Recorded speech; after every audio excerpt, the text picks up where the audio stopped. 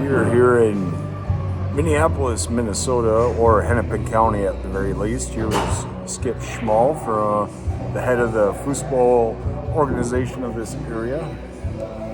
It's a team product. Yes. I see where's your Johnny Winter counterpart here? He's the other mastermind of this. So. I don't know. Maybe he's foosball drifting right now. He might be. Yes. So you just got back from a big trip. Where did you go, and what were you doing? Yeah, well, it was kind of the trip of a lifetime for me. Maybe I'll try to make it less of a trip of a lifetime and more of a trip every 5 years. But it was a road trip covering at least 12 states, 16 national parks, good 7 foosball scenes, maybe more as we rattle them up. But the real structure was from Minneapolis to Los Angeles, and then Los Angeles to New Orleans, and then roughly back up the Mississippi River to head home again, and hitting as many foosball scenes and national parks as I could along the way. I love it. But I had family in Los Angeles to visit, and I had a childhood friend to visit in New Orleans. And it just so worked out timing-wise that I was able to hit the national championships in New Orleans at that same time. So I spent 2 days with my friend and 2 days at nationals. And that was my first real big tournament.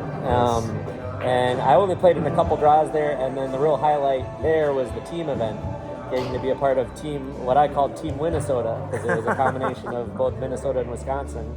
We had 2 Wisconsin players and 5 Minnesota players to be a team facing off for the National Cup. So being a part of that was a highlight of the Nationals for me. Awesome. What was your highest finish over the course of your adventure? You had any highlights? Well, I had a win or 2 in there somewhere for sure. I think I won a tournament with my partner in Austin, playing in their scene. Everyone had a different highlight to it, I'm sure.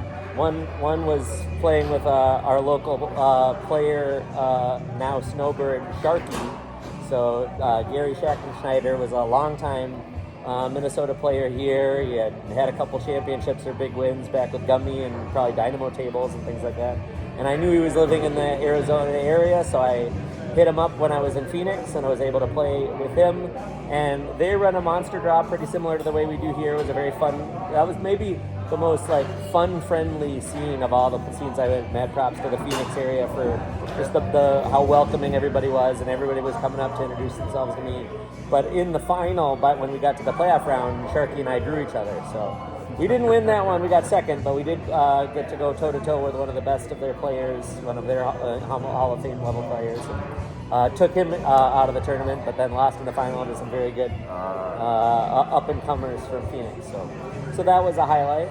Getting to play with our another local that's spending time in Colorado now, Jim Wallace, has spent time out there. He's not moved out there permanently, to my knowledge, but he's there through at least his daughter's wedding. He just got married there this fall. And I played with him in a bring in Colorado, and that was probably the toughest competition of all the local scenes that I was able to visit. And it said something when you're facing third or better, and you're having to play Todd Alfredo, having to play a Hall of Famer just to try to get in third. But we had some good wins and upset their bracket a little bit, but I did not get past Todd Alfredo. And then got to do some cool hiking with my friend Wallace after. Spent time there, so that was another highlight.